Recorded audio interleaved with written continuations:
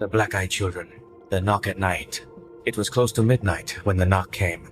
Not loud, not desperate, just patient. The kind of knock that waits. The men inside the house froze, not because of the sound, but because no one knocks that late unless they already know you're home. Outside, the porch light flickered, and standing beneath it were two children.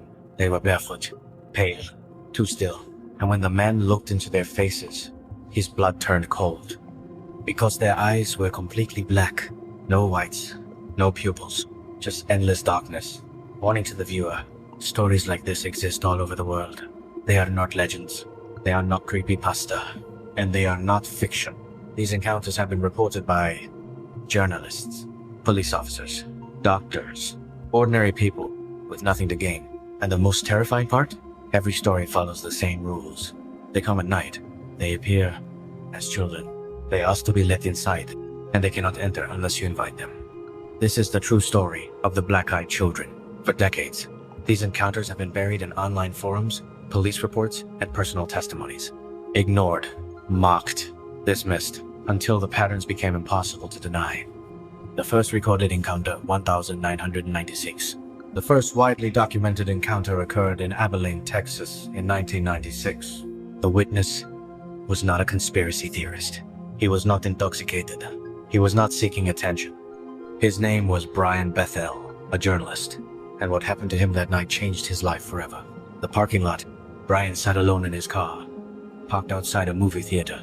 He was finishing paperwork, engine running, radio low. Then, a sudden movement near his driver's side window. Two boys stood there, ages 10 to 14, wearing hoodies, faces shadowed. Brian felt it instantly. Not fear. Alarm. Oh, safe. One of the boys stepped closer and spoke. His voice was calm. Too calm. Hey, mister. We forgot our money. Can you let us in? We need a ride. Brian looked at them. Something was wrong. He couldn't explain it, but his instincts were screaming. Then the boy added something that made his skin crawl. Come on, let us in. We can't get in unless you say it's okay. Boss. Through the station, Brian finally looked directly into the boy's face. And that's when he saw them. Eyes. Completely black. Not dark brown. Not shadowed. Black like empty space. No emotion. No reflection. Just a void staring back at him. From a fear. Brian felt a wave of terror unlike anything he had ever experienced. Not fear. Survival panic. His body reacted before his mind could. He slammed the car into reverse. The boys didn't chase him. They didn't scream. They just stood there, watching. Aftermath. Brian drove for miles before stopping. His hands shook. His heart raced. And for the days afterward, he felt sick. Headaches, anxiety, nightmares. He later shared his story publicly reluctantly. And that's when something terrifying happened. The flood of stories. Others began coming forward. From different states, different countries. But their stories were almost identical. Children, black eyes, requests to enter, and an overwhelming sense of dread. The phenomenon had a name now. The black-eyed children. Patterns emerged. As reports increased, patterns became clear. They always appeared. At night, in pairs. During moments of isolation. They never forced entry. They always asked. And they always needed permission. Act 2 when the door opens. The first mistake. Most people slam the door. Some freeze. But a few make the mistake of listening. They don't scream. They don't threaten. They don't force entry. They sound polite, calm, almost rehearsed. And that's how the door opens. Oregon. Early 2000s. One of the most disturbing encounters occurred in rural Oregon. A woman identified only as Linda was home alone during a storm. Heavy rain, power outages, no neighbors nearby. Then came the knock. Children in the storm. Through the peephole, Linda saw two children, a boy and a girl, soaked from the rain, barefoot on wet concrete. They looked wrong, not injured, not frightened, just waiting. The recast. The boy spoke first. Ma'am, can we come in? We need to use your phone. Linda hesitated, and that's when she noticed something chilling. They never blinked. The eyes revealed. Lightning flashed. For just a moment, she saw their eyes. Solid black. The fear hit her instantly sharp. Overwhelming. But instead of slamming the door, she stepped back and said yes. Eyesight the house. The temperature dropped the moment they entered. Not figuratively, physically. Linda felt goosebumps crawl across her arms as the children stepped inside, water pooling beneath their feet. They didn't thank her. They didn't look around. They just stood there. The smell. Then came the smell. Not rot. Not decay. Something metallic. Like old blood and burned wires. Linda's head began to pound. The phone? The girl finally spoke. Can we use the phone now? Her voice was flat, emotionless. Linda handed it over. The child stared at the device, confused, as if she had never seen one before. By queso. Minutes passed, or maybe seconds. Linda later said she couldn't tell. Her vision blurred. Her thoughts slowed.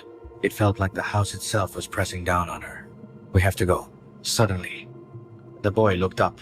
We have to go. They turned in perfect sync and walked toward the door. No goodbye, no explanation. The moment they stepped outside, the rain stopped. I see. Linda collapsed. She woke up hours later on the floor. Her symptoms worsened rapidly. Fever, nosebleeds, memory loss. Doctors found nothing. Within weeks, she developed severe migraines that never stopped. 3 more cases. Same pattern. England, 2014. The phenomenon was no longer limited to America. In Staffordshire, England, a man reported a nearly identical encounter. Different country, same children, same request. The car window. The children appeared beside his parked car. They asked for a ride, and then said the familiar phrase, "We can't come in unless you invite us." Refusal. This man refused, and unlike others, they became angry. Their voices deepened, their faces twisted. For the first time, the mask slipped. The disappearance. A passing car's headlights flashed, and they were gone. No footprints, no sound, nothing. Hyena. Despite common symptoms, across all cases, victims reported the same effects. Intense fear, sudden illness, electrical malfunctions, nightmares involving children, and always a feeling they were being watched. Expert silence. Psychologists found no shared delusions. Doctors found no toxins. Law enforcement found no suspects, because you can't arrest something that leaves no trace. Act 4. Where did they come from? The question no one can answer. Once the fear settles, another question takes its place. Not what they are, but where they came from. Because the black-eyed children did not appear suddenly. They were noticed suddenly. And history suggests they have been here far longer than we realize. Folklore connections. Across cultures, there are stories of beings who appear as children, but are anything but human. In medieval Europe, they were called changelings. In Ireland, fey children who could only enter homes if invited. In Native American folklore, spirit children who tested human compassion. Different names, same rules. The Green Children of Woolpit. In 12th century England, 2 strange children appeared in the village of Woolpit. Their skin was green. They spoke no known language, and their eyes were described as dark and hollow. Historians still debate their origin, but the similarities are unsettling. Why children? Experts agree on one thing. Children disarm us. They lower our defenses, trigger empathy, invite trust. If something wanted access to human spaces, there would be no better disguise. The eyes as a signal. The eyes are never accidental. In psychology, eyes are the first thing we read for emotion. The black-eyed children have none. Witnesses describe the eyes not as empty, but active, as if something is looking through them. Theories that terrify. The most common explanation is also the oldest. Demons. Entities that require invitation. Creatures that cannot cross thresholds uninvited. The rules align too perfectly to ignore. Interdimensional theory. Others believe they are interdimensional beings. Visitors from a place where human biology does not apply. The black eyes could be protection, or adaptation, or something unfinished. Alien hybrid theory. Some researchers suggest genetic experimentation. Human appearance. Non-human consciousness. The inability to understand phones, doors, or basic social cues supports this idea. Government experiment myth. A darker theory suggests failed experiments, but no lab explains. Telepathic fear. Environmental changes. Centuries-old patterns. Some things don't belong to any government. Why permission matters. Permission is not politeness. It is consent.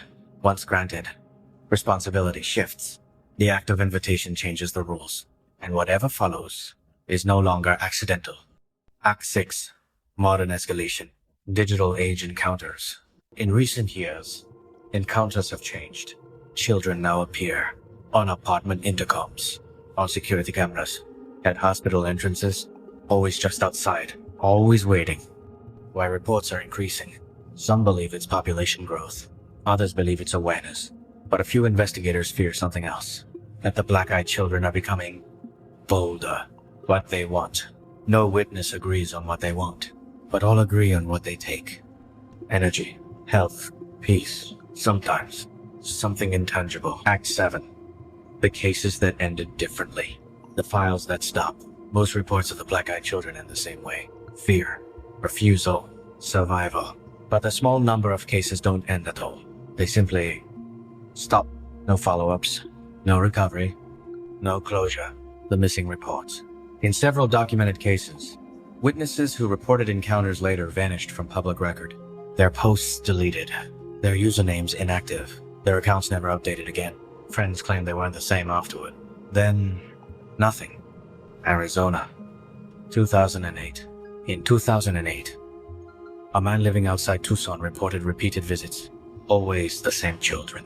Always at the same time. He refused them every time. Until one night, he didn't answer at all. Just silence.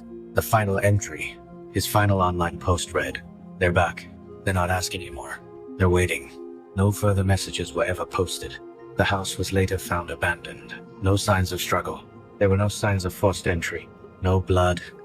No damage. Just silence. And one strange detail noted by police. Every mirror in the house had been covered. Long-term survivors. Not everyone who refused walked away unharmed.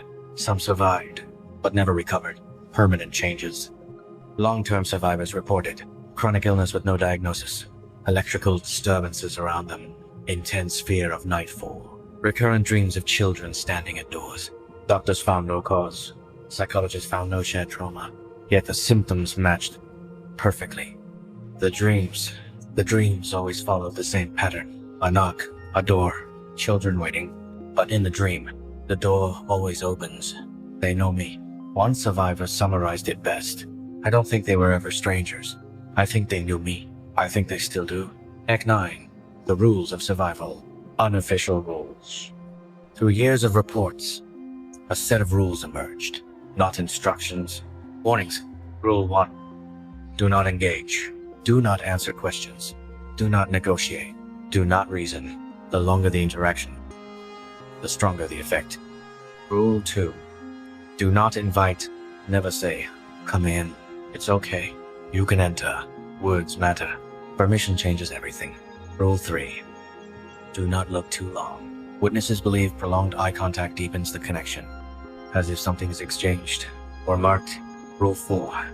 Do not open twice. Those who encountered them more than once reported escalation, persistence, recognition. They stop introducing themselves. Act 10. The final warning. Why these stories are shared. These stories are not told for entertainment. They are shared as warnings, because every witness believed the same thing, that ignoring them is safer than understanding them. The last question. If these beings follow ancient rules, if they require permission, if they appear as children, then the final question isn't what they are. It's what happens when someone welcomes them willingly. Act 11. Recent encounters. They are still being seen. Despite skepticism, despite ridicule, despite silence, reports of the black-eyed children have never stopped. They have increased. 2020 seconds reports. In the last decade, sightings have been reported near apartment buildings, emergency rooms, highway rest stops, hotels, always after dark, always unnoticed, until it's too late. Security footage. Several encounters include security footage. Grainy, incomplete, but one detail remains consistent. The cameras glitch the moment the children appear. The intercom incident. In one documented case, a woman living alone received an intercom call at 2:17 a.m. A child's voice whispered, "Please buzz us in." She unplugged the system. The knocking started anyway. Act 12. What investigators won't say. Unpublished conclusions. Paranormal investigators rarely publish their final conclusions. Not because they lack evidence, but because they fear encouraging attention, the consensus. Privately, many investigators agree on 3 points. 1, the witnesses are sincere. 2, the patterns are consistent. 3, the phenomenon reacts to awareness. Attention as invitation. Some believe that talking about the black-eyed children acts as a form of acknowledgement, not permission, but recognition. And recognition is a form of opening. Act 13. Final theories. They are not lost. They are never confused, never frightened, never asking for help. Which leads to the most disturbing theory of all. They are not searching. They are collecting. Why some people are chosen. Witnesses notice something in hindsight. They were alone. Emotionally vulnerable. Distracted. The children arrive when resistance is lowest. The final purpose. No theory explains everything, but all theories agree on 1 point. The black-eyed children are not visitors. They are threshold beings. They exist between spaces. Between permission and refusal. Between inside and outside. Act 14. The last warning. What to do if they appear. If you ever encounter them, do not panic. Do not engage. Do not invite. And most importantly, do not feel guilty. Compassion is the bait. They rely on kindness, on empathy, on the instinct to help a child in need. That instinct is not weakness, but it can be exploited. The final truth. Whatever they are, they obey rules. And rules mean limits. As long as the door stays closed, so do they. Ending monologue. Tonight, when the world grows quiet, when the street's empty, and you hear a knock that feels wrong, remember this story. Because the black-eyed children are patient. They don't need to force entry. They only need you to open the door.